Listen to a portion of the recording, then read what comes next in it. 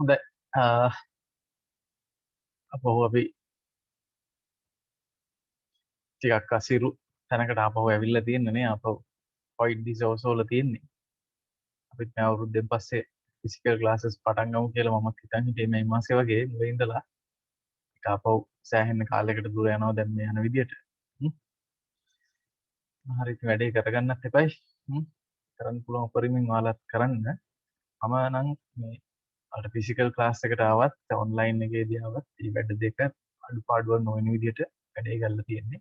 ඔයාලට ලේසි පහසු විදියක කැමැති වෙලාවක ඕන වෙලාවක කරගන්න පුළුවන් විදියට මම දැන් සෙෂන්ස් ටික දාගෙන යනවා. හරි. මත් මුග දවසකින් සෙෂන් එකක් කරන්නේ මේ සිංහල අවුරුදු ඉවර වෙලා දැන් සති දෙකක් විතර ක්ලාස් කරෙත් නැහැ. අද තමයි මේ පටන් ගත්තේ. මේ හරි. බලලා එහෙනම් අපි අද කරමු. ඒතර අපි කතා කරමින් ඉන්නේ ස්ටැටිස්ටික් තමයි කතා කරන්නේ සංඛ්‍යාන්‍ය. ඒක අපිට අද කතා කරන්න තියෙන්නේ combination of two data sets. එහෙම නැත්නම් ව්‍යාප්ති දෙකක් සංයුක්ත කිරීම කියන එක තමයි කතා කරන්න තියෙන්නේ. හරි.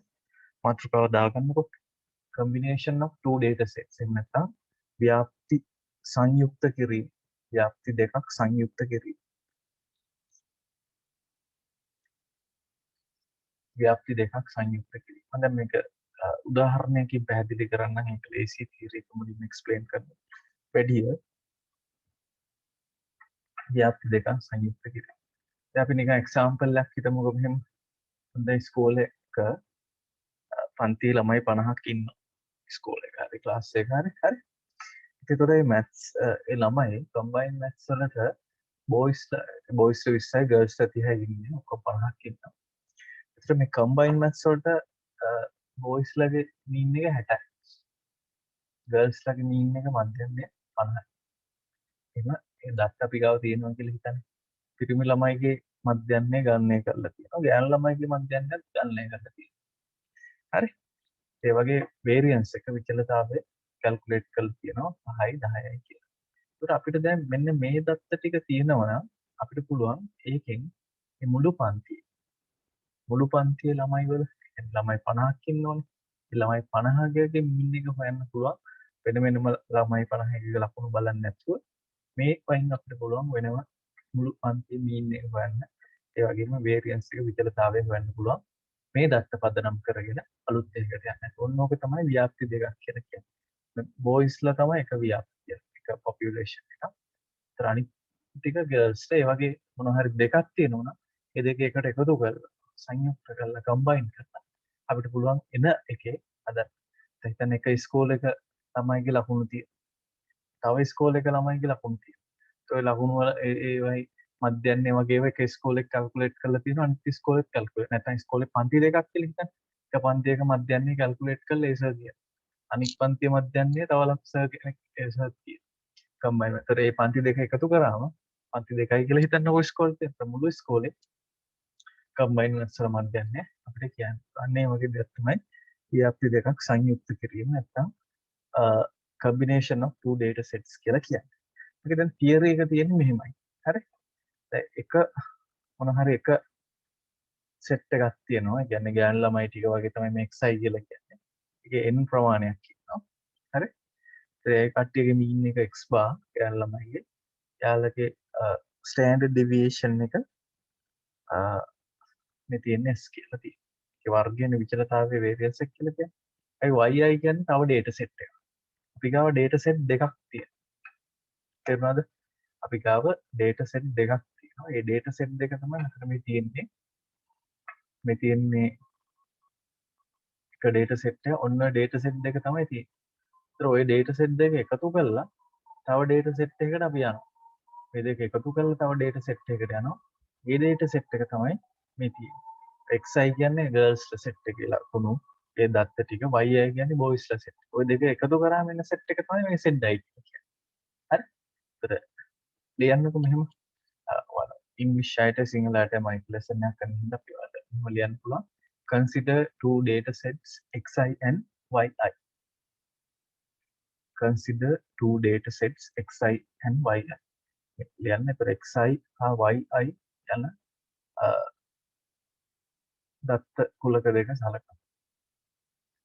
xi yi කියලා දෙකක් තියෙනවා. consider two data sets xi and y. xi වල හැටි දාගන්න. xi වල n ප්‍රමාණයක් තියෙනවා. xi කියන්නේ මේක. හරි. මේ box දෙකේ ඇතුලේ තියෙන ටික තමයි අපි ගාව තියෙන්නේ. ඒ දෙක එකතු කරලා හදන එක තමයි අපිට ඕන. ඒ දෙන්න එකතු කරලා හදන එක තමයි මේ set i කියන්නේ. ඒක තමයි combine කරන්නේ. එතකොට අරක m no m ඉන්නේ total එක m plus n. හරි. එයාගේ mean එක තමයි set bar.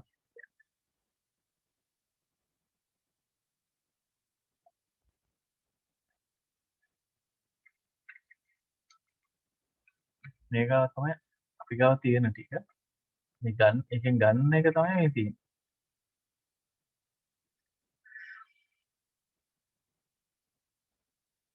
ටික ලියා ගන්න. එතකොට set ගේ mean එක තමයි set bar කියලා කියන්නේ. set bar එන්නේ කහ පාටින් තියෙන highlight කරලා තියෙන එක සූත්‍රයක්. නිල් පාටින් highlight කරලා තියෙන අනිත් සූත්‍ර දෙක අපිට මතක තියාගෙන එකපාර පාවිච්චි කරන්න පුළුවන්. හරි. Consider two data sets x and y for xi y කිව්වා. zi is the combined data set. z කියන එක තමයි combined data set එක. එහෙම නැත්නම් සංයුක්ත එක.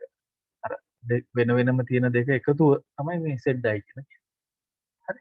ඊපස්සේ තියරි එක ලියා ගන්න. එතකොට එන්නේ සංයුක්ත එකේ mean එක. සංයුක්ත එකේ mean එක ගන්න පුළුවන්. අර x bar y bar කියලා කියන්නේ අනිත් කට්ටියගේ mean ගන්නවා. S කියන්නේ standard deviation එක නේද? x වලයි y වලයි standard deviation එක ගන්නවා නම් ගන්න පුළුවන්.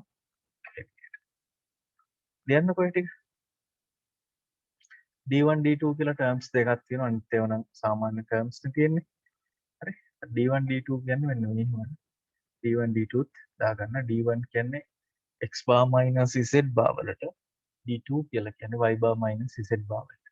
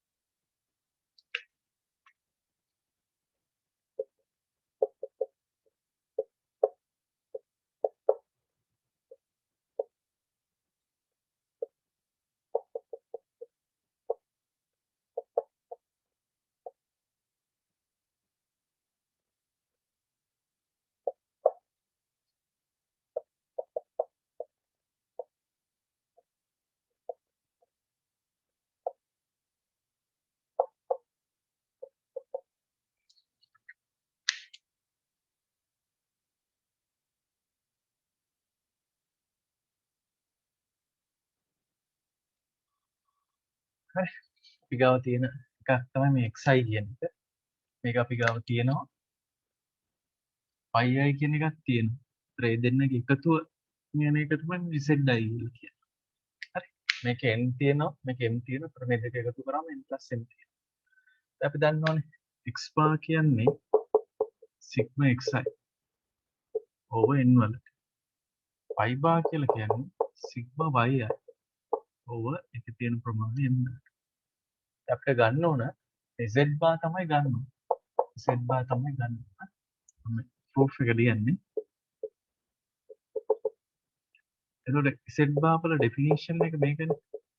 sigma zi over එකේ මුළු ගානෙන් බෙදන්න. මුළු ගාන m plus n. හරි. මේ sigma xi කියලා කියන්නේ sigma zi කියලා කියන්නේ මේ මුළු අගයන් වල එකතුව. හරි. අපිට ඒක කඩන්න පුළුවන් මෙහෙම. sigma xi plus sigma yi කියලා දෙයකට කඩන්න පුළුවන්. මොකද? අයි අර මේ ඔක්කොගෙම එකතුවනේ. z කියන්නේ ඔක්කොම මේ z sigma zi කියලා කියන්නේ total sum එක. ඒක එන්නේ x වල sum එකයි y වල y අගයන් වල එකතුවේ. ඒ දෙකෙන් විතර මෙතෙන් කරන්න පුළුවන් sigma xi කියලා කියන්නේ sigma xi කියලා කියන්නේ nx bar. nx bar මේක ඒ විදිහට ලියමු ny bar over m plus n1. මේක අර නිකන් ratio formula එකක් තියෙන coordinate geometry වල අපි පාවිච්චි කරන්නේ nx bar plus my bar over n plus m කියලා ගන්න පුළුවන්. මේක අපිට එකපාරට පාවිච්චි කරන්න පුළුවන්.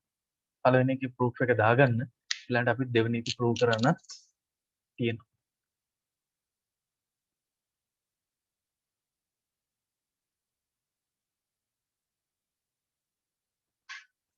පළවෙනි proof එක ගොඩක් straight forward lazy. දෙවෙනි proof එක චුට්ටක් special method එකක් පාවිච්චි කරලා තමයි prove කරන්නේ. පළවෙනි එක දාගන්නකො.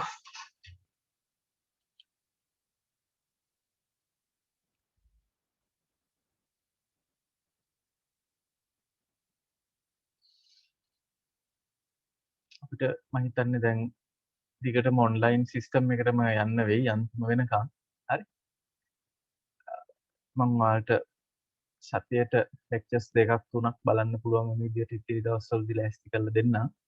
ඒකට ඔයාලට අපහසුයක් නැතුව අගෝස්තු මාසෙ විතර වෙද්දි සිලබස් එක ඉවර කරගන්න පුළුවන්. මේ 35ට මාස දෙක තුනක් තියෙද්දි මාස දෙකක් විතර තියෙද්දි සිලබස් එක ඉවර කරලා ඔයාලට තව රිවිෂන් ටිකක් කරලා ලෑස්ති වෙන්න පුළුවන්.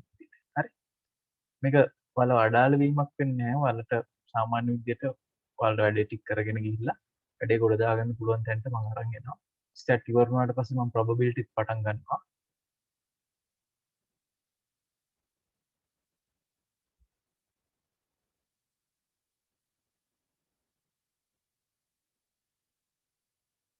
හරි. දැන් මම එක්ස්ප්ලেইন කරන්න හදන්නේ අනිත් එක එක්ස්ප්ලেইন කරන්න හදන්නේ අනිත් ප්‍රූෆ් එක. මේක ඔයාලා පෝස්ට් කරලා හරි ප්‍රූෆ් එක ලියා ගන්න. අනිත් එකට මගේ ගයිඩ්ලයින් එක අවශ්‍ය වෙනවා. තනියම කරගන්න බැරි වෙනවා. මම ඒකට යනවා. ප්‍රූෆ්ස් දෙක තමයි වැදගත්. අතර අපි මේ සෙට් බාගේ ඉක්වේෂන් එක තමයි ප්‍රූව් කරේ. හරි. ඒ කියන්නේ combined population සංයුක්ත ව්‍යාප්තියේ මධ්‍යන්නේ නැත්නම් සංයුක්ත ව්‍යාප්තියේ විචලතාවය තමයි ගන්නේ. මේක nx බානේ. ඒ වගේ මේකත් n මෙතන s විචලතාවය මෙතන විචලතාවයයි මෙහෙම තව පදයකුයි තියෙන්නේ. හරි. එල්ල නිකන් එහෙම n ටර්ම් එකක් මෙතන nx බා වගේ n ටර්ම් එකක් තියෙනවා. n y බා n m කියලා තියෙනවා. ගොඩක් වෙලාවට විභාගෙදී මේකෙන් ගානක් අහනවා නම් මේක ප්‍රූව් කරන්න එනවා. මේ තියරි එක සාධනය කරලා තමයි ගාන හදන්නේ. බලන්න මේ තියෙන අපි කලින් කරපු ප්‍රූෆ් එක. දැන් අපි ඊළඟට යන්න හදන්නේ වේරියන්ස් එකට අදාළ ප්‍රූෆ් එකට. වේරියන්ස් එකට අදාළ ගන්න මේ තියෙන්නේ. ඉතින් වේරියන්ස් එකට අදාළ ගන්න. වේරියන්ස් එකේ ඩෙෆිනිෂන්ස් දෙකක් තියෙනවා අන්ට මතකයි. වේරියන්ස් එකේ බේසික් ඩෙෆිනිෂන් එක මේ තියෙන්නේ. හරි. මේ තියෙන බේසික් ඩෙෆිනිෂන් එක ඒක පාවිච්චි කරලා කරන්නත් පුළුවන්. නැත්නම් ඩිරයිව්ඩ් ඉක්වේෂන් එකකුත් තියෙනවා. හරි. මෙතෙන්දී මේ මුලින්ම මෙන්න මේක ඔප්පු කරන්න ඕන. මෙන්න මේක ඔප්පු කරන්න ඕන. හරි. මෙන්න මේ රිසල්ට් එක ඔප්පු කරලා ඒකෙන් තමයි අර D කියලා එකකුත් එන්නේ. ඊට පස්සේ ඒක පදනම් කරගෙන තමයි අපිට අර මුළු එක ප්‍රූව් කරන්න යන්න පුළුවන් වෙන්නේ. හරි. එන විශේෂ ක්‍රමයක් මෙතෙන්දි පාවිච්චි කරන්නේ. බෝඩ් එකේ කරලා පෙන්වන්න හොඳයි වගේ. හරි. මම බෝඩ් එකේ හදලා පෙන්වන්න. දෙවෙනි ප්‍රූෆ් එක කරන්න මෙන්න මේ දෙක පාවිච්චි කරනවා. ඒකේ මම ඔයාලා මේ පළවෙනි එක විතරක් ලියා ගන්නකො.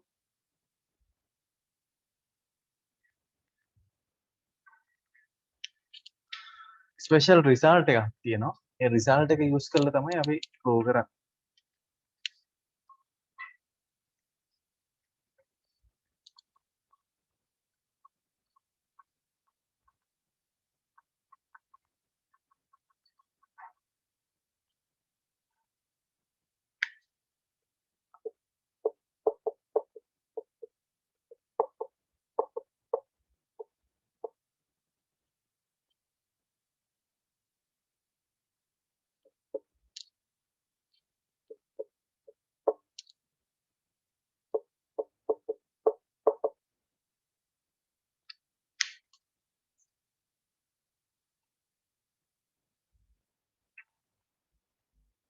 බලන්න කොළම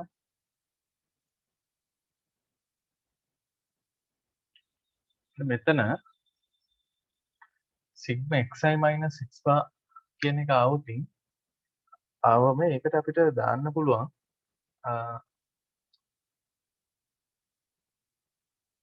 මේ ටර්ම් එක අපිට ඔප්පු කරලා පෙන්වන්න පුළුවන් මෙන්න මෙහෙම මේක n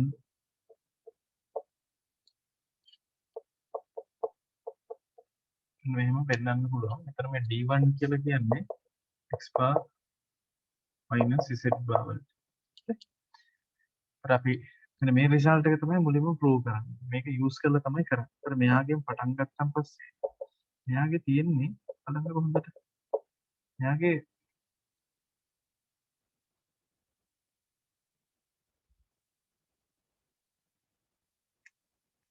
මේ z bar එකක් තියෙනවනේ.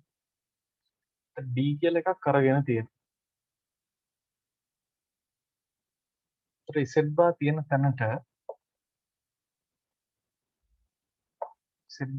තැනට මෙන්න මේ ආදේශය දාන්න.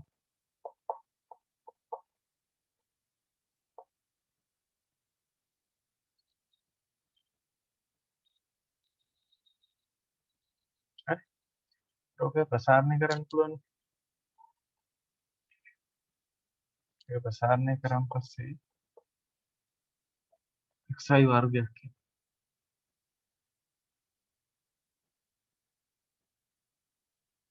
මෙතන තියෙනව නේද xi minus xy එක මෙහෙම කියන්නේ. දැන් අපිට මේ විදිහට ලියා ගන්න පුළුවන්.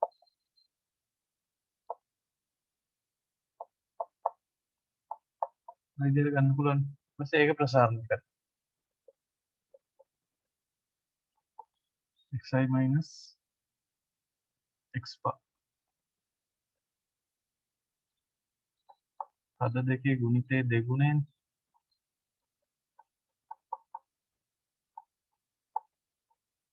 විදිහට ලියන්න. මේක a plus b වගේ ලෙසිය. මේක a plus b වගේ. එතකොට a plus b plus square එක expand කරන් පස්සේ ඔය විදිහට එන්නේ.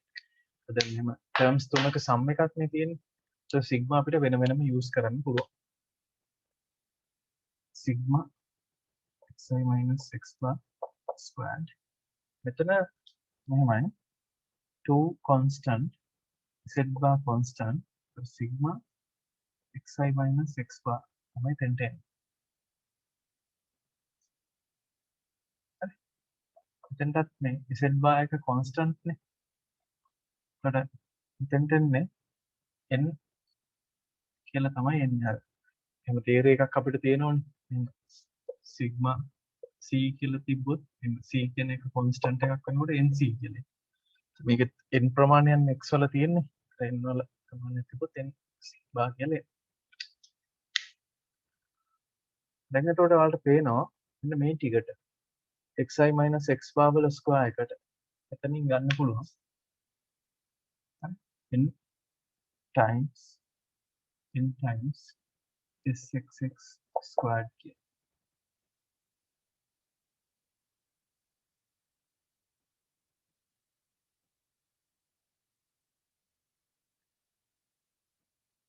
හරි. මෙතන මේ ටර්ම් එක 0 වෙලා එනවා. ඔයාලා හොඳට බලන්න. මේක සිග්මා වෙන වෙනම දාන්න පුළුවන්. ඒතර මෙතන සිග්මා xi කියලා.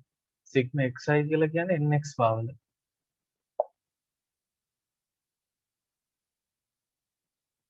සිග්මා මේක වෙන වෙනම ලියන්න. සිග්මා xi කියන්නේ nx පා. සිග්මා x පා කියලා කියන්නේ x පා කොන්ස්ටන්ට් එකක්නේ. x පා කොන්ස්ටන්ට් එකක් හින්දා ඒතර ඒක ඉන්නේ nx පා කියලා. අර මේ කීප එකට. ඒතර ඒ ටර්ම් එක වැනිෂ් වෙලා යනවා. ඒ ටර්ම් එක වැනිෂ් වෙලා ගිහිල්ලා හරි.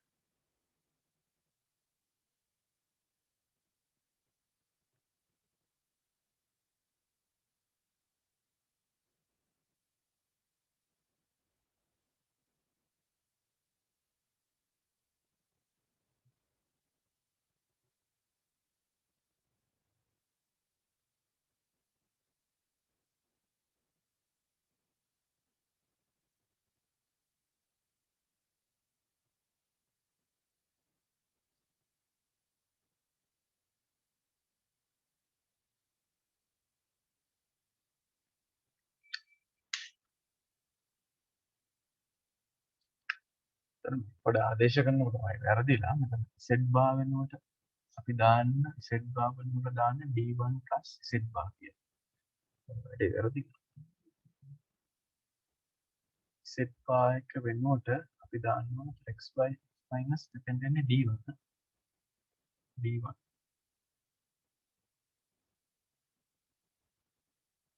dn x මේක dn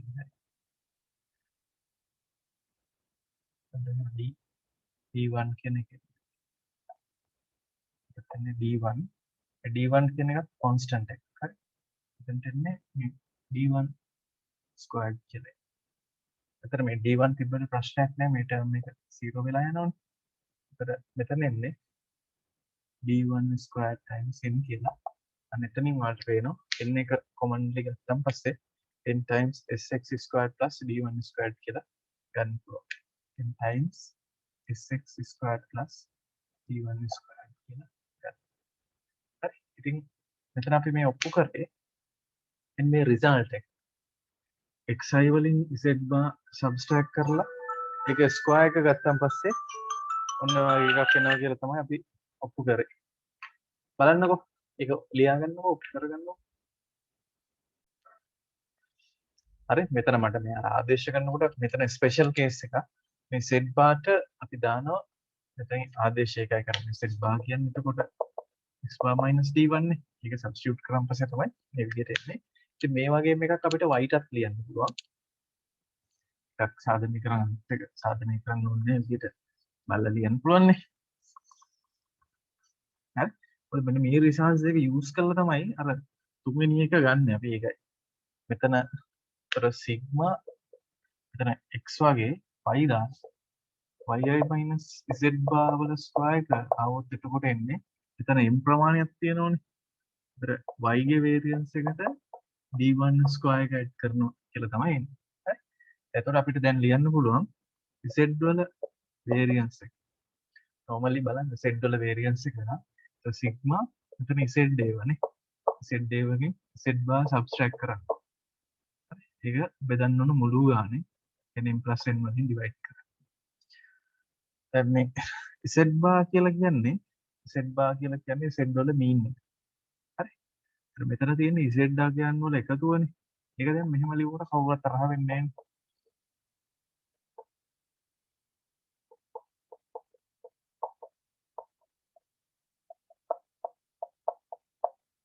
කවුරුත් තරහ වෙන්නේ නැහැ. කොහොම ලියුවමද? මේ z දාගයන් ටික කියලා කියන්නේ z දාගයන් ටික කියලා කියන්නේ z දාගයන් ඇතුළේ තියෙන x ආගයන් y ආගයන් ටික මේ තියෙන x ආගයන් වලින් z bar අඩු කරලා එන වර්ගවල එකතුව වෙනම තියෙනවා y ටික වෙනම තියෙනවා. එහෙම ලියන්න පුළුවන්. ඒතර මෙන්න මේ කේස් එකට අපිට දාන්න පුළුවන් මේ ඔප්පු කරපු එක. හරි. මොකද්ද? n xx squared d1 squared කියලා මෙතෙන්ට දාන්න පුළුවන්. n y m sy squared d1 වගේ එතෙන්ට තියෙන d2 කියලා කියන්නේ එතකොට අර කලින් තිබ්බේ y bar minus z bar over n plus m කියලා. ඔන්න තියරි එක අපිට එකපාර යූස් කරන්න. ඒකයි තියෙන්නේ. හරි. ගානකුත් හදලා බලමු. ඒතර තව හොඳට මේක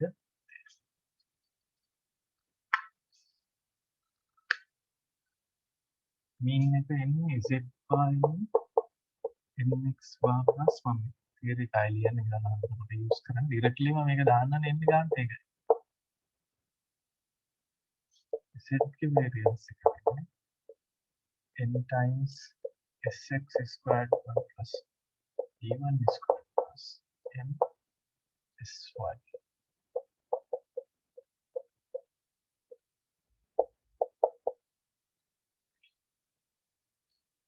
හරි. ඔකයි කිස් මේ රිසල්ට් එක මේ අපි අර ඔප්පු කරපු රිසල්ට්ස් දෙක තියෙන ඒ දෙක පාවිච්චි කරලා තමයි මේක ගන්න. හරි. මේක මේකට ලියලා ඉවර කරගන්නකො. ප්‍රූෆ් එක. ඊට පස්සේ අපි ගානක් දෙයක් හදලා බලමු.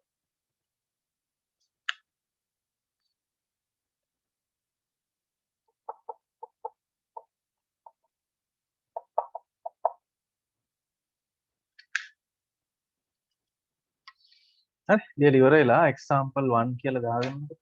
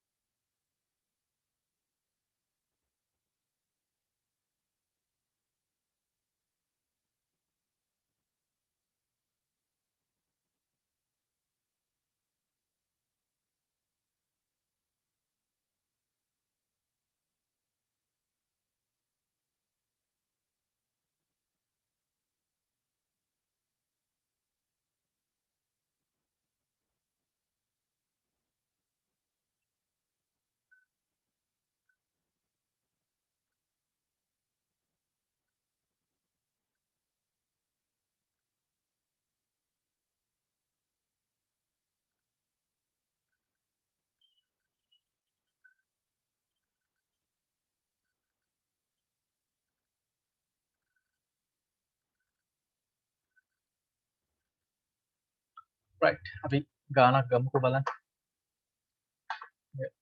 මේක ඉතින් ගානේ දෙන්නේ ඩිස්ක්‍රිප්ෂන් එකක් විදියට දෙන්නේ විස්තරය දෙන්නේ එක්සැම්පල් 1 එකේ මම මේක සරලව එහෙම දාලා තියෙනවා හරි අර එක්සැම්පල් 1 කියලා දාන්නකෝ ඒ දැන් තියෙන්නේ ඔය ටේබල් එක ගහගත්තා නම් හරි මෙන්න මේවා තමයි fill වෙන්න ඕන මේ දැන් තමයි අපි දන්නේ නැති තැන් ටික ඒ ටික තමයි fill කරන්න තියෙන්නේ ඒරියා දාලා හදන්න තියෙන්නේ කියන්නේ දැන් පන්තියක් කියලා හිතන්න ඒතකොට ළමයි බෝයිස්ලා 20යි ගර්ල්ස්ලා 30යි ඉන්නවා හරි ඒත් බෝයිස්ලාගේ මීන් එකයි වේරියන්ස් එකයි දන්නවා ගර්ල්ස් ලගෙත් දන්නවා එහෙනම් මුළු පන්තිය ඕල් කියලා තියෙන තැන මුළු පන්තියේ මීන් එකයි වේරියන්ස් එකයි තමයි ඕන බලන්නකො සූත්‍ර වලට දාලා එමිට ගන්නන්න තියෙන්නේ සර් අරන් තියෙන කලින් මම දැන් අවුරුදු දෙක තුන 10කට කලින් අරන් තියෙන්නේ ඒකත් ඒව තමයි තියෙන්නේ හරි ඒකත් එක බලලා කරගෙන යන්න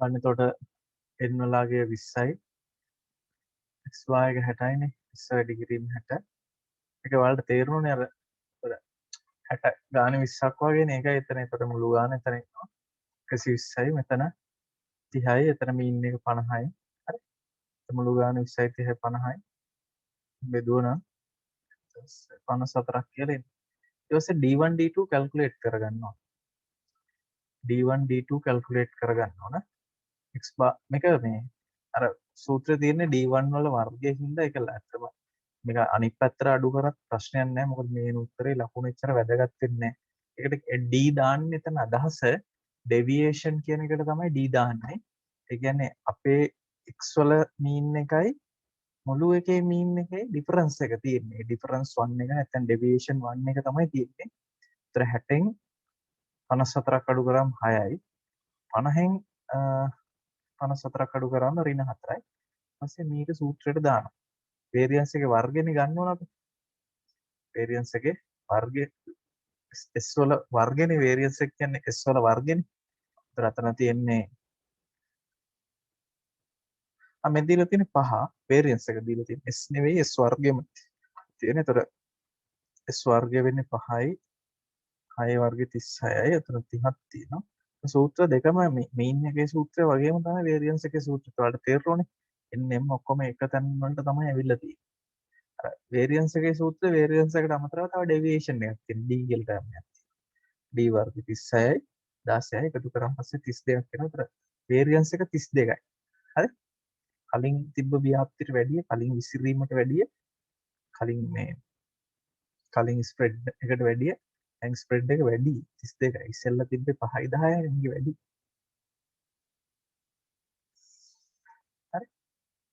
ඔය දැත්තන තිබ්බේ 60යි 50 මැදට ඇවිල්ලානේ.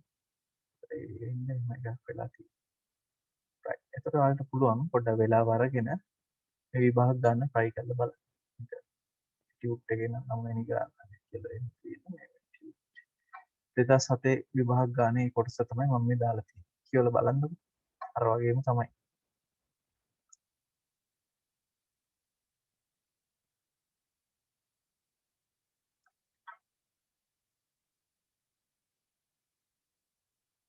දොළහක් අඩංගු කුලකයක මධ්‍යන්නේ 4යි සම්මත අපගමනය 2යි කියලා දීලා තියෙනවා.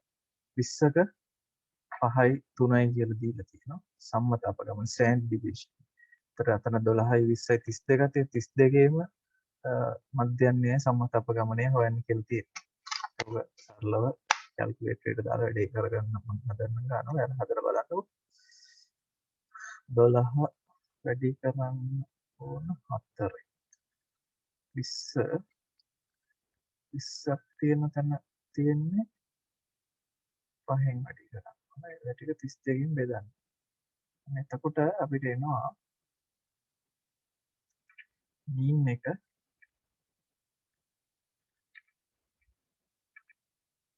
සුළු කිරීමෙන් සම්බන්ධට වැරදින්න පුළුවන් මේක. ළමයිත් එක්ක වැඩ කරනවා නම් වැරදිච්ච තැන් පෙන්නනවනේ කට්ටිය. අනියම වැඩේ කරන් යනකොට සම්මත අපගමනය ඒ කියන්නේ වේරියන්ස් එක ස්ක්වයර් රූට් එක ගන්න. මම මෙතන දාන්නේ වේරියන්ස් එක. හරි. මේ විදිහට හදාගන්න පුළුවන් ඔයාලට එක. හදන්නකො. මේ 37 බෙදීමටත් අවශ්‍ය වෙනවනේ 37 බෙදීමට කියන්නේ 4.6 2යි 5 කින් ගණන් අඩු කරලා එනවා. දාලා උත්තර ගන්න ඉතින් ලේසි.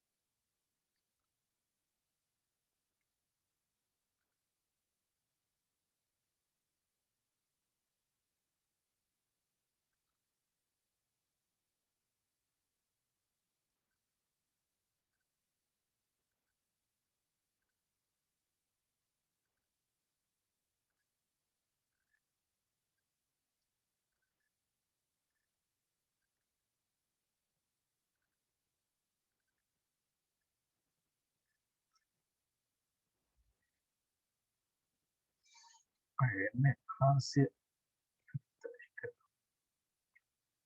බෙදීම 64යි කියලා මම චෙක් කරලා නැහැ සමහරවිට අතරේ පොඩි පොඩි අඩුපාඩු තියෙන්න පුළුවන්. 7 ගානක් 7.35යි.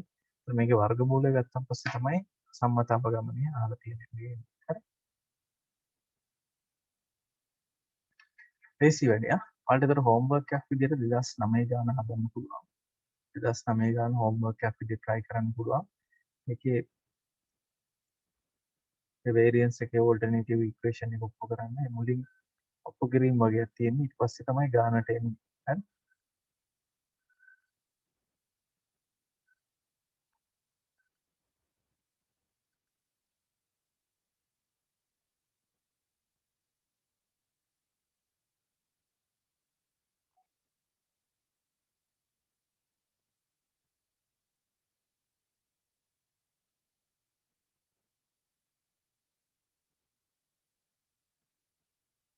හෝම්වර්ක් ඩිස්කස් කරන්නේ නැහනේ. අපිට ආයේ ඉන්න මේ ගාන දැන් හදමු කවන්නේ. හරි. මේ තමයි ගාන කියවලා බලලා හදන්නකො. හලෝ ඉංග්‍රීසි මීඩියම් කරන්න අය පාස් පේපර් බුක් එකෙන් බලන්න මේක වැඩි හොඳයි. පිටු 250ක් තියෙන පොතක් තියෙනවා.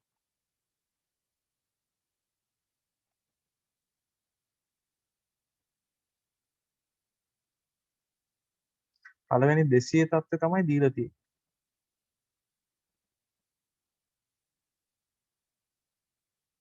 කියන්නේ පොත්වල දැන් printing mistake තියෙනවනේ ටියුට් වල තියෙන වගේ. ඒ වගේ දැන් පිටු 250ක පොතක් තියෙනවලු ඒ වගේ පොත්වල printing mistake තියෙන එක ගැන තමයි මෙයාලා මේ කතා කරන්නේ. හරි? ඒ කියන්නේ දැන් ටියුට් එකක් ගත්තොත් පොතක් ගත්තොත් printing mistake 10ක් 15ක් එහෙම 2ක් 3ක් බිංදුවක් එහෙම තියෙන්න පුළුවන් නේ. ඒතර පළවෙනි පිටු 200 printing mistake තියෙනවලු. හරි? ඒතර මෙන්න මේ දත්ත තමයි තියෙන්නේ. 250 පොතේ පළවෙනි 200. හරි? මුද්‍රණ දෝෂවල මුළු ගණන ඔක්කොම තියෙනවලු. ඒ පොත් පිටු 200ෙම 920ක් තියෙනවා. හරි? ඒවයි වර්ගවල එකතු. ඒ කියන්නේ ස්ක්වයර් සම් එක මෙච්චරක් තියෙනවා. ඒ කියන්නේ පළවෙනි පොතේ 10ක් තිබ්බනම් 10 වර්ග 100. දෙවෙනි පොතේ එකක් තිබ්බනම් එකේ වර්ග එකයි. ඒ වගේ ඒවා එකතුව මේ දීලා තියෙන්නේ. පිටුවකට ඇති මුද්‍රණ දෝෂ ගණනෙහි මධ්‍යන්‍ය හා සම්මත අපගමනය සොයන්න කියලා තියෙනවා.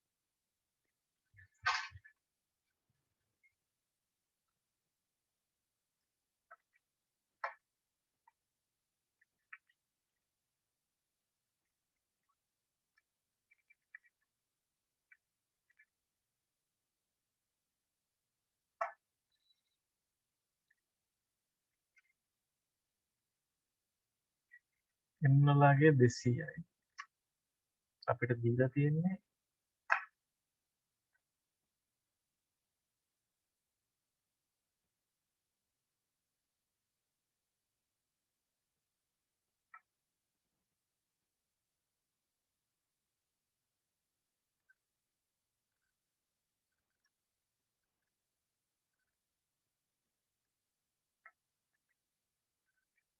සිග්මා xi දීලා තියෙනවා. ඒක 920යි.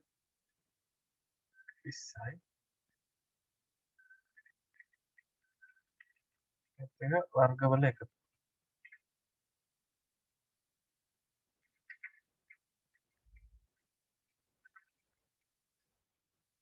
පනහයි 32යි. බීන් එකේ ඉක්වේෂන් එක දාන්න පුළුවන් නේ අපිට ගෙනල්ලා.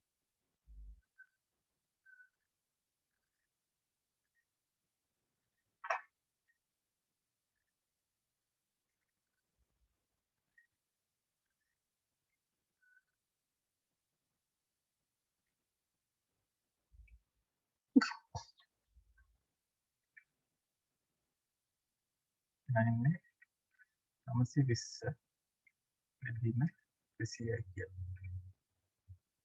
920 බෙදීම 200.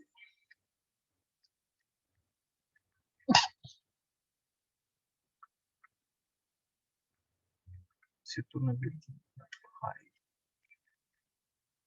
4.6.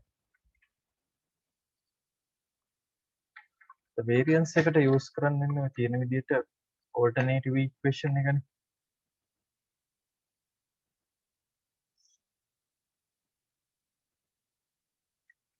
ඒක ඔප්පු කරන්නත් උඩ හරිය තියෙනවා.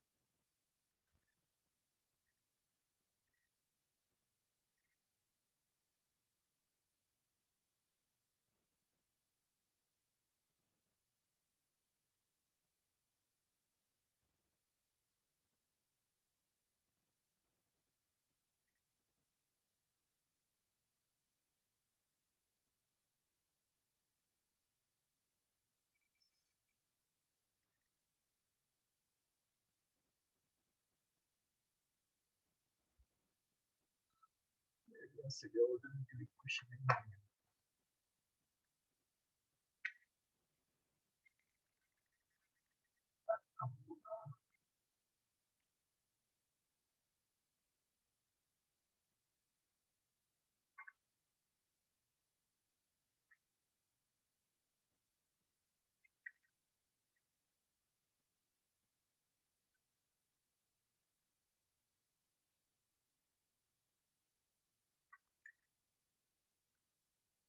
ඒ කියන්නේ අපිට data තියෙන්නේ 50 32 කියන්නේ sum එක 200ෙන් බෙදන්න ඕන.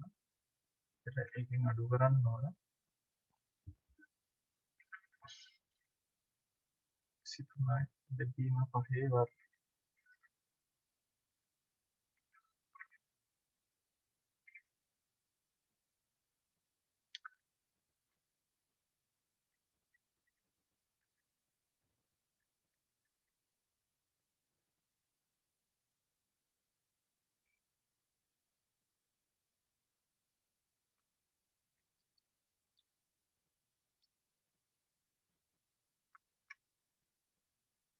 ගානට 4ක් එන්නේ. එතකොට s ගේ value එක s නේ අපිට ඕන s දෙක එක ධනාංගයක්.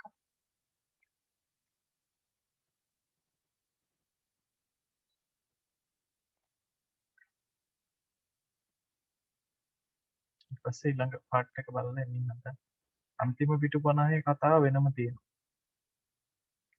අන්තිම පිටු 50 තුල පිටුවල ඇති මුද්‍රණ දෝෂවල මධ්‍යන්‍ය හා සම්මත අපගමනය දීලා තියෙනවා. මුල් දෙකේවා 4.6 2යි කියලා අපි හොයාගත්තනේ. මේක 4.7යි 2.2යි කියලා දීලා තියෙනවා. ඒතර මුළු පොතේම தත්ත්වය තමයි හොයන්න තියෙන්නේ. මුළු පොතටම අදාළ වෙන විදිහට අර ගණිත ඉක්වේෂන්ස් දෙක දාලා හදන්න තියෙන්නේ.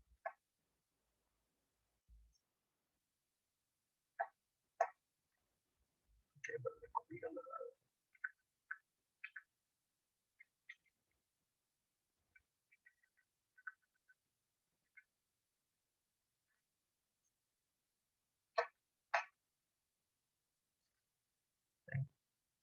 එකේ ඉඳලා 200ට පිටුවල තස්ත්‍රය තියෙනවා. ඊට පස්සේ 201 ඉඳලා 250 pages.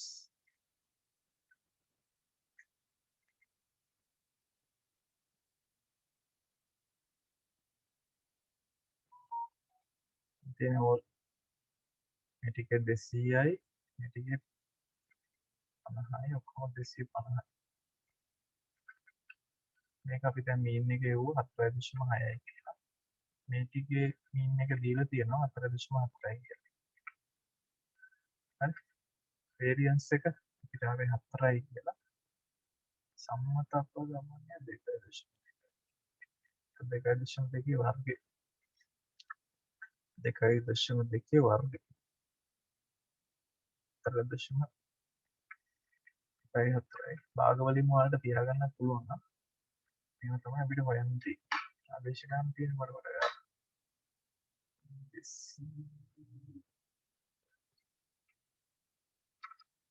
50යි 4.4යි.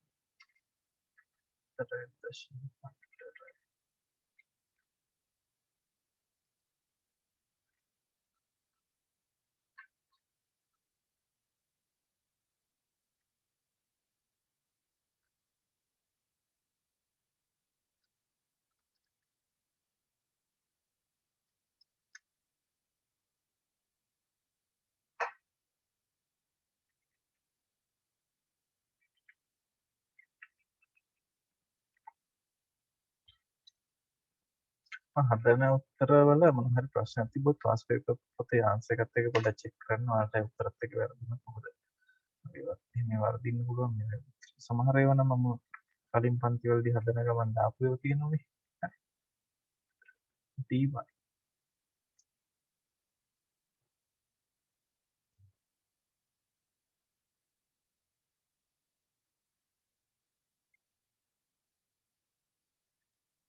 හතරයි දශම පහයි අඩු කරනවා 4.6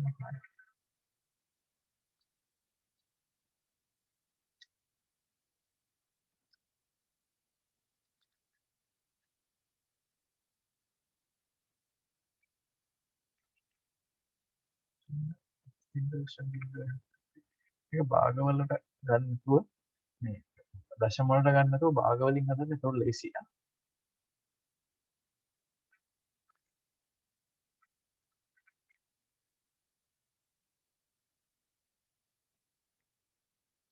පැත්ත මාරුයි.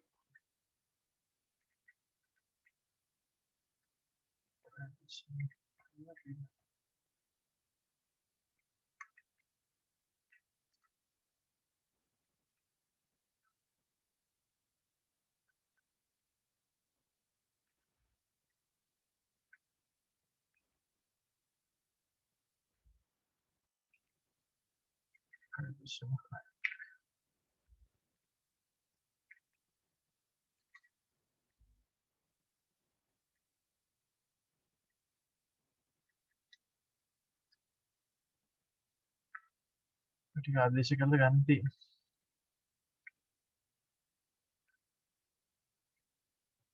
දෙසීයයි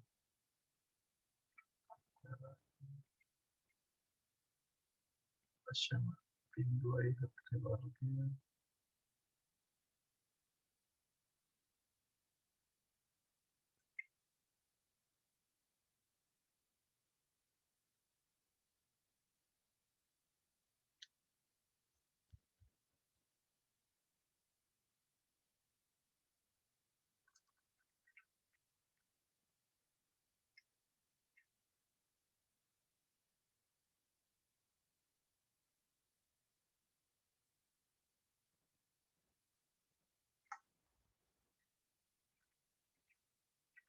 දශම අටයි හතරයි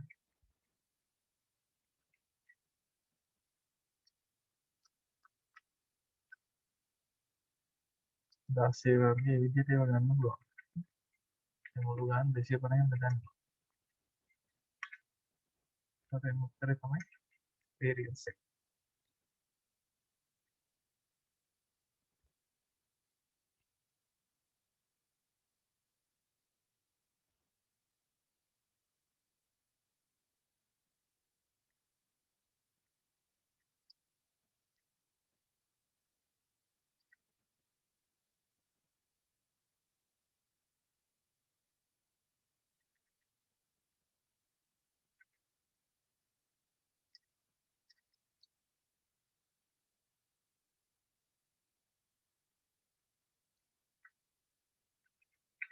අගවලින් හැදුවා මෙන්න මේ උත්තරේ එන්නේ.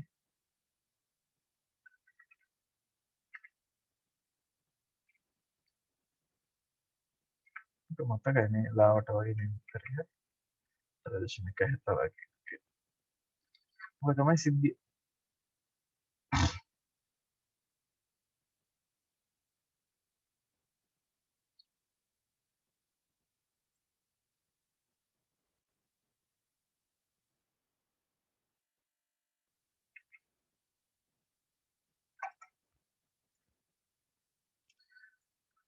දෙදස් පහෙත් ඔය ගාන දීලා තියෙන නම එන්නේ ප්‍රශ්න විදියට.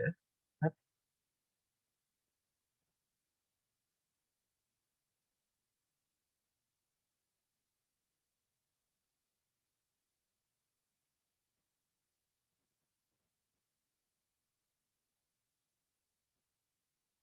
මේ කොටසේ තමයි ඒ කොටසේ තියරි ටික ඔප්පු කරන්න තියෙන්නේ. අල්ට ඒ ගාන සම්පූර්ණයෙන් හදන්න පුළුවන්. දැන් ඒකේ තියෙන්නේ මෙහෙමයි. ළමයි 100ක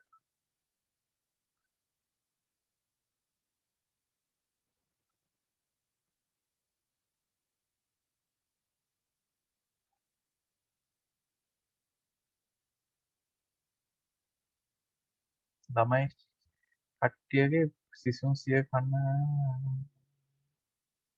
පාස් මාක් එක 30ලු. මෙතන තියෙන්නේ 30ට වැඩි කට්ටියගේ ලකුණු ටික තියෙන්නේ 30 34 5 දෙනා. ඒතර ඒක මුලින්ම ඔයාලට මධ්‍යන්නේ විචලතාවය හොයන්න ඕන. මම මේ කලින් හදලා තියෙන විදිහට මධ්‍යන්නේ විචලතාවය මේ දෙකේ එනවා. ඒතර මේකේ දීලා තියෙනවා සියලු සිසුන් 100 දෙනාගේ ලකුණු වල කියන්නේ මුළු එකේ එතනින් මේ ටේබල් එකේ තියෙන පාස් කට්ටියනේ පාසුයි ෆේලුයි සෙට් එකේම මධ්‍යන්නේ විචලතාවය දීලා තියෙනවා. ඊට අර ෆේල් කට්ටියගේ ටික අහනවා අර දැන් අර ඒ කියන්නේ මේක x නම් පාස් කට්ටිය x නම් ෆේල් කට්ටිය y නම් මුළු ගාන z නම් ඒතර x එකයි z එකයි දීලා y එක ගන්න. ඒක මැනේජ් කරගන්න පුළුවන් වාට. හරි. ඒ ගානත් හදන්න. ඊට පස්සේ මේ වෙලා අරගෙන හදන්න. පෝස් කරලා හදලා චෙක් කරලා බලන්න. ඊට පස්සේ 2013 ප්‍රශ්නේ ඔයාලට දැන් සම්පූර්ණයෙන් ඉවර වෙන්න පුළුවන්. ඒක කොටස් තමයි දීලා තියෙන්නේ 13 ප්‍රශ්නේ. ඒ දීලා අන්තිමටම ව්‍යාප්ති දෙකක් සංයුක්ත වෙන තැන වෙනකන් ඒක ගිහිල්ලා තියෙනවා. ඒක හොඳ ප්‍රශ්නයක් අත්‍තරම.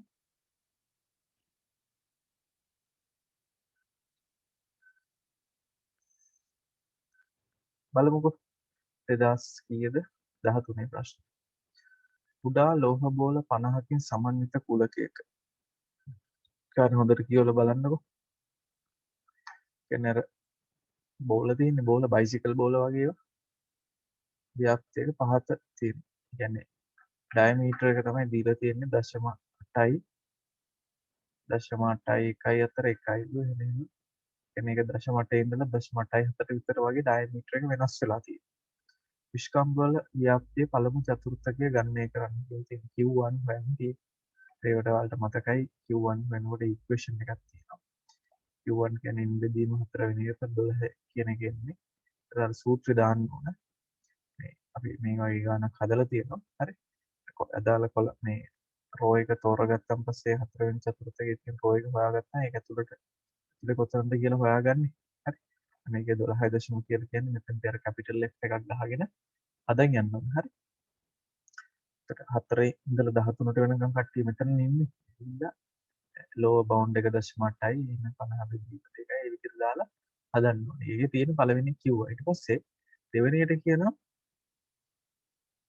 ඒකේ මධ්‍යන්නයයි මේ සම්මත අපගමනය දීලා තියෙනවා. ඊට පස්සේ තව කොළ